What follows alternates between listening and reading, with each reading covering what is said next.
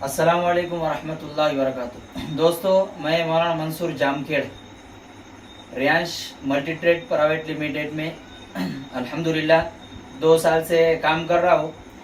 तो मैंने हमारे गांव के मामी है, उनके बच्चे को एक शिकायत थी झटके आने की।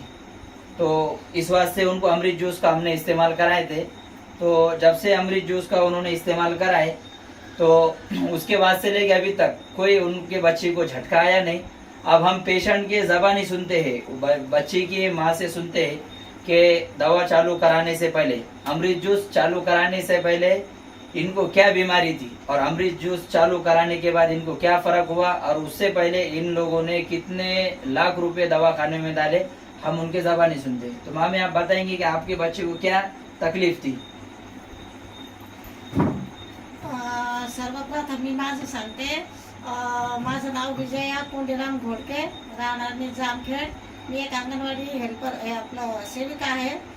तर माझी मुलगी जन्मताच डॉक्टरने सांगितलं की ती मतिमंद आहे.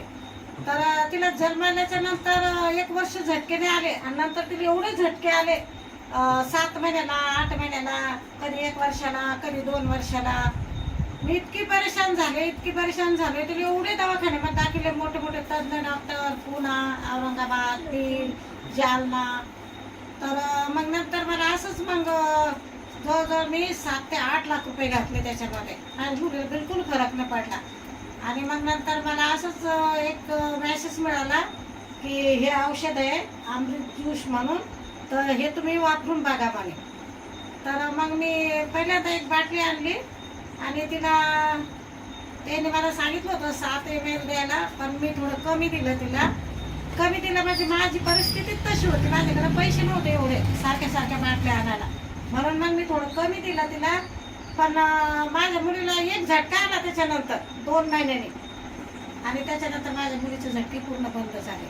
आणि हे औषध मी तिला जवळजवळ 1.5 वर्ष झालं तसं देते. आणि अजून पण तिला देणार, मी भरपूर देणार. माझ्या मुलीची एवढी प्रगती झाली. माझी मुलगी वेळेवर जेवते, आता स्वच्छ राहते, स्वतःला तिला सगळं कळतं, भाज्या कळतं, सगळं कळतं तिला. पहिलं तिला काहीच कळत नव्हतं. आणि विशेष म्हणजे आता ती हे अक्षर पण काढते. डॉक्टर लोकांनी सांगितलं मतिमंद, पण मतिमंद नव्हती ती, गतिमंद होती. पण या औषधाने एवढी सुधारणा झाली माझ्या मुलीची की मला तरी वाटतं की असं जर काही पेशंट असते त्यांनी हे औषध घ्यायला काहीच हरकत नाही आहे. दवाखान्यामध्ये भरपूर पैसे घालतो, इथं तर एवढे पैसे घालायची वेळ पण येणार नाही. माझ्या मुलीची आता